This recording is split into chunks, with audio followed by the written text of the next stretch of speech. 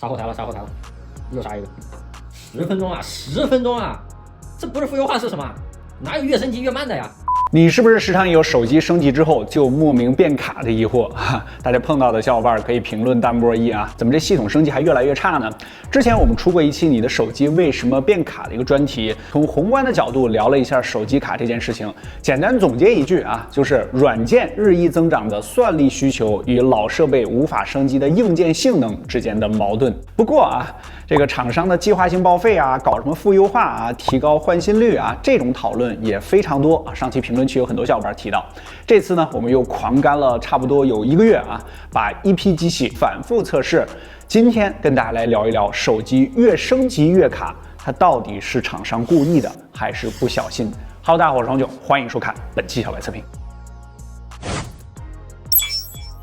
本着先问是不是，再问为什么的原则，我们先要确认一下厂商们是不是真的做了所谓的负优化啊。我们直接上实测。这次我们选择了国米、OV 4家约3年前相隔2代的旗舰机，分别是 iPhone 12、小米10 Ultra、Find X2 Pro 以及 vivo X50 Pro Plus。老版本的情况我们直接给大家列出来。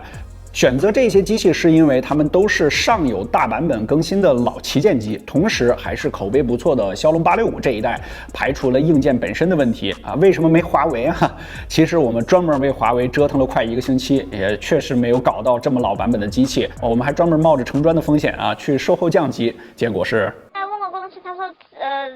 所有版本都给你试过了，都杀不进去，就是早一点的版本都不行。对，都试过了。考虑到你懂的情况啊，大家应该也不需要担心华为在这方面的问题。本期大家重点对比数项各家新老系统的表现啊，本期不是横评。我们先想各种各样的办法降级，然后全面实测啊，再升级新版本，再全面实测。但这个测试过程差不多耗时2个多星期啊，这是人都测麻了。先来看老版本的小白测评数据库标准测试，我们直接一张图打出来啊。vivo因为是8G 内存的版本，所以20款应用的表现呢，横向对比的话确实要弱一些。不过本期的重点是竖向啊，它因为王者荣耀不支持高帧率啊，在续航方面表现要更好啊，有舍有得。iPhone 12同样因为不支持高帧率，所以续航表现也比较好。X2 Pro 和10 Ultra 则是各有千秋啊，一个王者好一些，一个原神更好一些。老版本全部 OK 之后啊，注意啊，我们是按照一个普通消费者直接 OTA 的升级方式来升级的，就是保留各种 App 直接升啊，同时也可以确保测试的 APP 版本是一致的。新版本下，你先盲猜一下啊，你觉得变好了还是变坏了？实际结果啊，还真有越升越差的地方，但是不多。iPhone 12新老对比啊，王者和20款应用差距不大，但是原神的帧率变好了，高了近5帧，而且温度方面啊也差距不大，这个基本可以归为误差了。最重要的是它的续航还有小幅增加啊，15分钟。总体来说，12是表现更好了。小米10 Ultra 啊，数据库20款应用2轮打开，表现稍好了一些，但是在高性能方面，新版本调度要变怂了一点，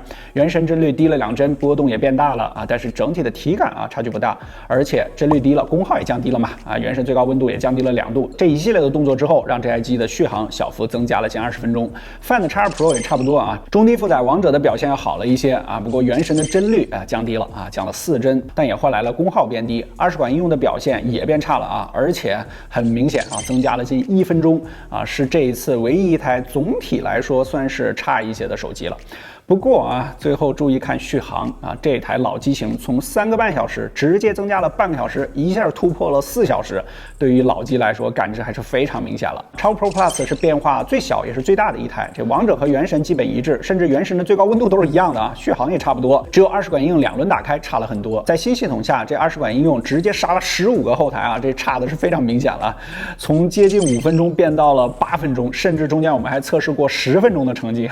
我们仔细看了一下啊。vivo 是这几台中可以说系统更新最大的，从之前的 FunTouch OS 升级到了 Android OS Ocean，应该是新系统的底层优化出了一些问题，对老机的适配应该是不太及时。最后我们还全面实测了一下新老系统对这20款应用的高刷支持情况，之前不支持的新系统也都没支持，之前支持的之后肯定也不会不支持啊，反正就是一点变化没有啊，咱们不说负优化吧，起码在这方面确实没优化。这一个项目相当于一次性给8台手机做了小测评啊，头发掉了1542根啊！各位兄弟们记得3连回血一波。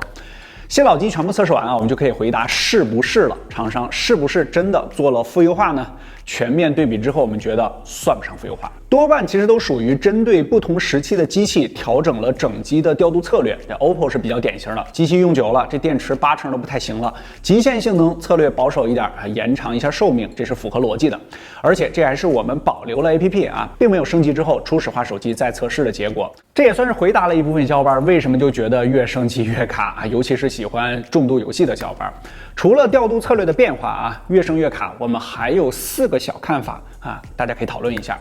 第一个就是我们能力有限啊，再加上有些机型无法降级，本期的这几台我们没测出来什么负优化，这并不意味着厂商就没做过负优化这件事儿。2018年果星的电池门和降速门事件，有些小伙伴应该还记得啊，被开出了1000万欧元和500万欧元的这个罚单，一个是限制老机速度，一个是无招胜有招啊，不给老机型优化系统，这可能就是大家认识到啊负优化的开端。第二个就是很多时候厂商真不是故意的。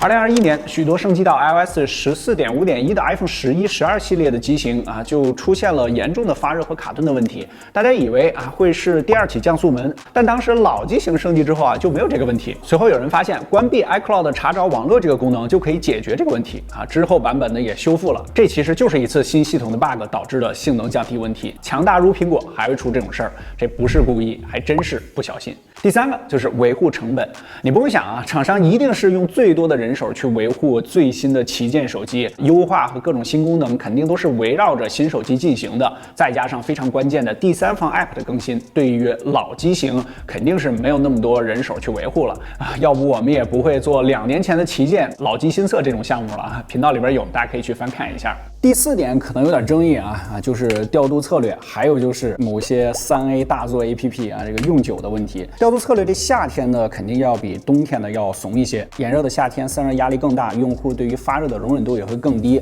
某些3A 大作也是老生常谈啊，比如说我们经常使用的某些绿色、橙色和南极流氓等等软件，除了霸占后台占用性能之外，不断产生的碎片文件也会拖累性能。这就是为什么很多时候你重置一下手机，重装这些软件，你的手机表现就会变好了一些，说不准你卸载的那几个软件性能力增100%。你要就是说有的表现不如之前了啊，比如说我们之前骁龙8 Plus 横屏里面 12S Ultra 的表现就有不少小伙伴讨论啊，有小争议，这个后面我们会说到。第5点就是目前智能手机全球市场啊集体下行这个大环境，国内竞争如此激烈，尤其是国产厂商不可能蠢到通过负优化来增加自己的销量，你一卡我直接换品牌了，几百块钱就一个档位，每个档位还有好几台机器，可供用户选择的太多了。说到这儿，估计有人感觉我靠，小白你是不是在洗地啊？我看了一下支付宝，并没有啊。厂商们虽然没有什么负优化了啊，但这并不意味着他们不希望你更快的换新手机。我们再说一下计划性报废。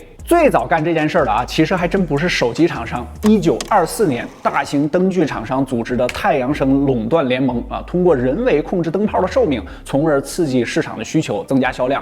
这时候估计有问号打在公屏上了啊。这个联盟成立之后，这灯泡寿命呢，从1800小时下降到了仅有1205个小时。但随着2战的进行啊，这个联盟已经消失了啊。不过这个操作啊，极大的启发了后续的公司。手机这边有什么计划性报废呢？我们不能说一定是啊，因为手机这个产品太复杂了，它不像灯泡那样可以简单的做一个寿命对比。我们也并不知道很多手机零部件应有的寿命，或者厂商是否采购了刚好够计划寿命的这种便宜的零件这是无法解决的我们和厂商之间信息不对称的矛盾。但总有一些厂商操作成为了让你手机被迫报废的原因。这段话可能稍微有点复杂啊，注意往后听。比如说第1条啊，这个旧机高昂的维修成本。这手机坏了或者老化是无法避免的，比如对寿命非常敏感的锂电池，随着使用时长的增加，你这续航就会变差。虽然3包之内可以免费更换啊，或者其他优惠政策等等等，但随着3包到期，更换锂电池的价格或者维修的成本，很多机型并不算低。其他零部件呢只会更贵，并且大多数厂商并不会维修独立的零件，而是经常整块的更换。比如说主板相关的部件啊，本来啊换一个 SIM 卡槽就可以解决的啊，之前我们维修那期专题啊，但到了售后呢就给你更换全部主板啊，这非常明显啊，增加了消费者3包之外的维修成本啊，这也迫使许多消费者寻找第三方维修，或者让你直接选择换一个新的手机。第2条其实是针对第1条的，限制或者禁止第三方零部件和维修商，通过限制第三方零部件就可以迫使许多消费者选择官方维修了嘛。这同样也增加了维修手机的成本，这也变相限制了手机的寿命，因为厂商一旦不再提供这部手机的零部件这手机就很难，甚至是根本无法维修了。这时候可能有小伙伴会说，这限制零部件可以避免手机被盗然后拆零件卖的这种概率等等。但反过来想一下，如果维修的零部件价格合理，市场上也有合理的供应为什么需要担心自己的手机被拆成零件呢？那不正好是因为零部件被严格限制起到的副作用吗？第3条就更简单了，前面也提到了停止软件更新比如停止为手机提供安全相关的更新，它就会增加旧手机的安全风险，而不升级到新系统或者升级的新系统并不支持一些新颖的功能虽然我不会负优化，但我可以不优化这个既无法证明也无法验证。这怎么说呢？我们就拿8加的10S Ultra 举例先说明一下当时那期视频呢，很多小伙伴可能没注意到，那个环节是在30摄氏度环境下测试的，是一个模拟夏天的场景，并不能和小白测评数据库标准的25摄氏度环境温来进行数据对比，在25度下的表现其实不算差。其次就是新版系统可能只做了温控没做好，或者没有做调度优化，温度撞墙了就果断降频，这温度低了就又拉回来，这过山车就这么来了。而如果做好调度就应该把帧率和频率限定在一定的范围内确保体验的稳定性。但我们并不知道是因为人手不足没来得及优化还是优化就没在计划之中，也许只是这一版在原神上的调度出了一个小 bug。就是这种各种各样的小问题很多小伙伴就选择不升级是解决这个版本表现不佳的一个很好方法。厂商们确实很少玩负优化了这或许要感谢当下竞争非常激烈的国内市场无论是负优化还是计划性报废都有一个大前提，就是自己的市场要足够牢靠，甚至垄断，让用户没得选。或许负优化和可能的计划性报废都不是厂商故意的只是各种各样的原因导致的不小心。反正最后测下来根据我们的数据结果还是挺欣慰的毕竟老旗舰也能够在新系统保持，甚至还有小进步的改变，这些都是厂商们还在重视老机型的证明人们的换机周期在不断拉长，厂商们如果想要追求长远利益，你老旗舰依旧坚挺是一个品牌最好的广告，也是时间给这些产品印上的最好标签。OK， 这一期真的是海量数据了如果对你产生了一点帮助，可否在下方给我们点个赞，特别感谢了。更多内容精彩，大家在全网搜索关注小白测评，不完整体验。我们下期视频再见，拜拜。